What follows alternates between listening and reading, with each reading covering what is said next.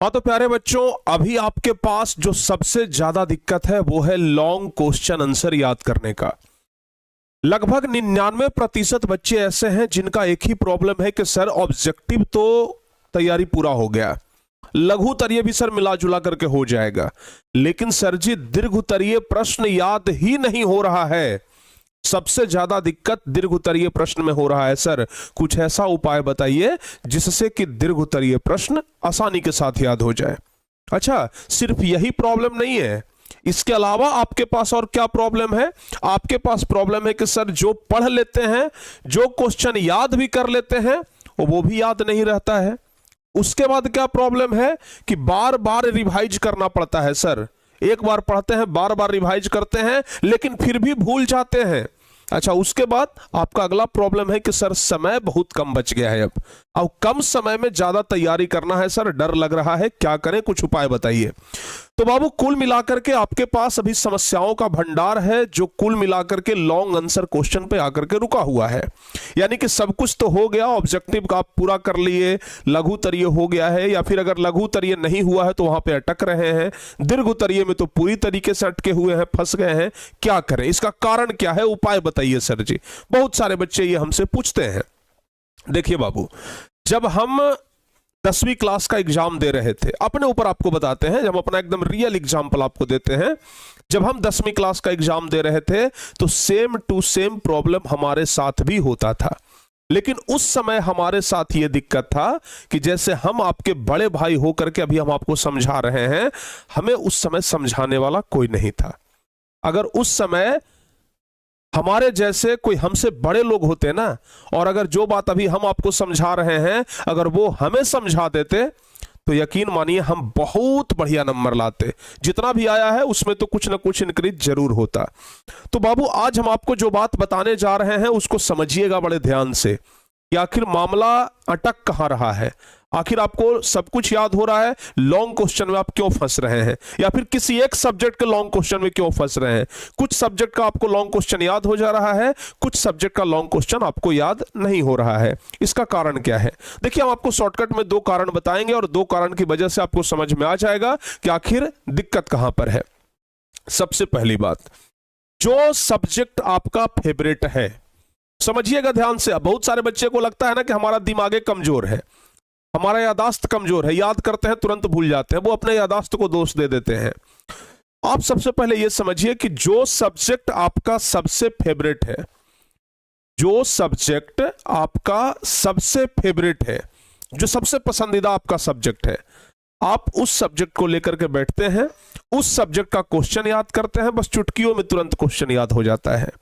लेकिन जो सब्जेक्ट आपका फेवरेट नहीं है, जिस सब्जेक्ट से आपको डर लगता है, जब आप उस सब्जेक्ट को लेकर के बैठते हैं तो वो आपको परेशान करता है, वो आपको याद नहीं होता है। आपको क्या लग रहा है?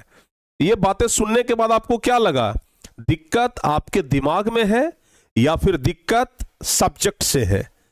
बाबू, जब आपके दिमाग में दिक्कत होता तो फिर वो भी याद नहीं होता जो आपका फेवरेट है, लेकिन वो तो याद हो जा रहा है। याद कौन नहीं हो रहा है? तो जो सब्जेक्ट हमारा फेवरेट नहीं है वो हमें याद नहीं हो रहा है।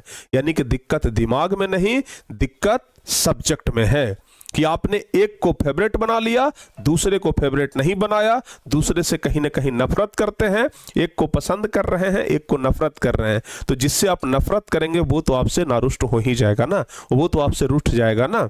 तो वही बात हो रहा है आपके साथ।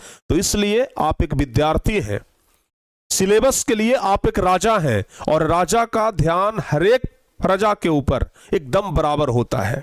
राजा का ध्यान हर एक प्रजा के ऊपर बराबर होनी चाहिए। लेकिन आपने क्या किया? एक प्रजा पर ज्यादा ध्यान, दूसरे प्रजा पर कम ध्यान, यानी एक सब्जेक्ट पे ज्यादा ध्यान, एक सब्जेक्ट पे कम ध्यान। एक को दिल से लगाया, एक को दिल से बाहर निकाल दिया। यही आपका सबसे बड़ा कारण हुआ। अगर ये भी कारण नहीं है, आप कहेंगे कि नहीं सर ऐसा बात नहीं है, ये कारण नहीं है, कुछ और कारण है।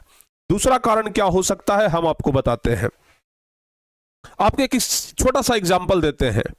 आप बाजार में जाते हैं कपड़ा खरीदने के लिए, कभी मॉल में गए हैं कपड़ा खरीदने के लिए, या फिर दुकान में आप लोग कपड़ा खरीदने के लिए जाते होंगे। जैसे ही मॉल में घुसते हैं इतने सारा कपड़ा देख करके आपका दिमाग कंफ्यूज हो जाता है, भाई ये भी पसंद आ रहा है, ये भी पसंद आ रहा है, ये भी पसंद आ रहा है, कौन सा खरीदें। आपके साथ जो जाता है उससे पूछते हैं, ए भाई बताओ ना तुमको कौन पसंद आ रहा है, जो तू कह देगा वही खरीद लेंगे, अच्छा कौन लग रहा है। यानी कि जैसे ही आपके पास मल्टीपल चीज आता है, एक से अधिक चीज जैसे ही आपके पास आता है, आप चॉइस नहीं कर पाते हैं, आप चुन नहीं पाते हैं कि कौन चुने और किसको निग्लेक्ट करें। यानी कि कौन हमारे लिए है और कौन हमारे लिए नहीं है, ये आपको चुनने में असमर्थता होती है। तो कहीं ना कहीं बाबू ये भी एक कारण हो सकता है, ये तो बस एक एग्जाम्पल है, ये भी एक कारण हो सकता है कि आप विषय का चुनाव अच्छे से नहीं कर पा रहे हैं, ठीक है ना। आप विषय का चुनाव ही नहीं कर पा रहे हैं कि कौन सा विषय हमें अभी पढ़ना है, कौन सा विषय हमें बाद में पढ़ना है, कौन से विषय पे ज्यादा ध्यान देनी है, कौन से विषय पे कम ध्यान देनी है, कौन सा चैप्टर हमें पढ़ना है, कौन सा चैप्टर छोड़ना है। तो ये भी एक बड़ा कारण हो सकता है। आप यहां पे जाकर के कंफ्यूज हो रहे हैं ना, उसी प्रकार से आप सब्जेक्ट के बीच में कंफ्यूज हो जाते हैं। तो कुल मिलाकर के हमें लगता है कि यही कारण है, दो कारण में से कोई एक कारण तो जरूर होगा।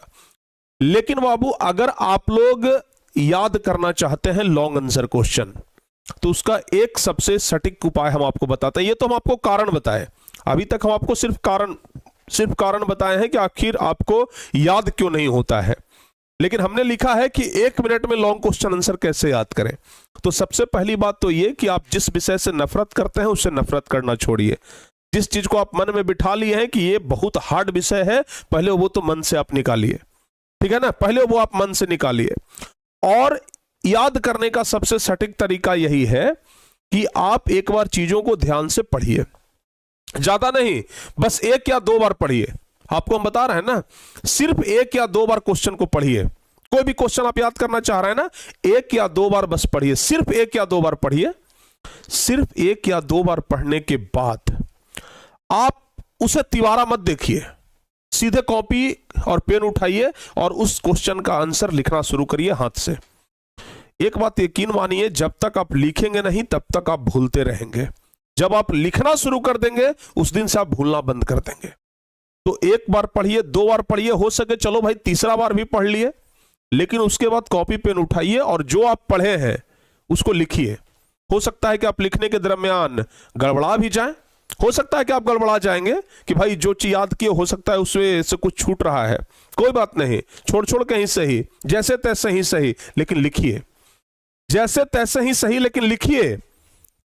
पहली बार लिखेंगे कुछ चीजें छूटेगा, मिलाइए, अरे ये चीज छूट गया, ये चीज लिखाया, हाँ चलो बढ़िया है, ये भैया छूटा था, चलो फिर से इसको एक बार लिखते हैं। आप 2 बार याद करिए, 2 बार लिखिए, कंफर्म 100% गारंटी के साथ कहते हैं कि लॉन्ग क्वेश्चन याद होगा, ठीक है ना। तो बाबू जिस दिन से आप इस तरीके से करना शुरू कर दिए ना, आपको याद हो जाएगा।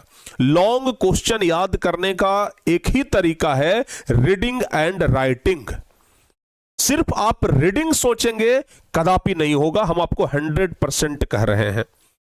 लॉन्ग आंसर क्वेश्चन कहता है कि हमें रीडिंग भी करो और उसके बाद राइटिंग भी करो। तो रीडिंग, राइटिंग और फिर उसके बाद 1 सप्ताह के बाद रिवाइज करिए उसको। तो रीडिंग, राइटिंग और रिवाइजिंग, जिस दिन ये 3 चीज कर लिए, यकीन मानिए आपको लॉन्ग आंसर क्वेश्चन याद हो जाएगा, फिर आपको डर ही नहीं लगेगा। और अगर आप ये नहीं करते हैं, अगर आपको लिखना बड़ा हार्ड काम लगता है, अगर आपको लगता है कि लिखने वाला काम हमसे नहीं होगा, तो फिर सबसे अच्छा है आप परीक्षा ही ना दीजिए। अगर लिखने वाला काम आपसे नहीं होगा तो फिर परीक्षा ही ना दीजिए ना, सबसे सिंपल तो यही है। क्योंकि लिखना तो पड़ेगा, ठीक है ना। परीक्षा अगर देना है तो लिखना पड़ेगा, अगर नहीं लिखना चाह रहे हैं तो परीक्षा ही ना दीजिए, या फिर देंगे तो फिर बढ़िया नंबर नहीं आएगा। तो इसलिए रीडिंग एंड राइटिंग साथ लेकर के चलिए। अगर जिस दिन ये लेकर के चले, यकीन मानिए लॉन्ग आंसर का बाप भी आ जाएगा, आप उसे पूरा कंठस्थ कर लेंगे। तो उम्मीद करते हैं कि आज से आप लोग रीडिंग एंड राइटिंग रूल्स को फॉलो करेंगे, और अगर आप इस रूल्स को फॉलो करें और अगर आपको फायदा हो तो आप जरूर हमें कमेंट करके बताएं कि हाँ सर जी फायदा हो रहा है। और अगर आपको ये फॉर्मूला बेहतर लगा हो, ये वीडियो आपको बेहतर लगा हो, तो इस वीडियो के नीचे कमेंट करिए कि सर जी ये वीडियो हमें बहुत अच्छा लगा, इंप्रेसिव वीडियो था, और सचमुच में आपने जो कारण बताया वही कारण है, या फिर कोई और कारण है तो वो कारण भी हमें मेंशन करें, अगर होगा तो हम उस कारण पर भी विचार करके आपको बताएंगे। चलिए दिल की गहराइयों से आप सभी लोगों का धन्यवाद कि आपने शुरू से लेकर के अंत तक इस वीडियो को देखा। मिलते हैं किसी और वीडियो में, तब तक के लिए बच्चों जय हिंद, धन्यवाद।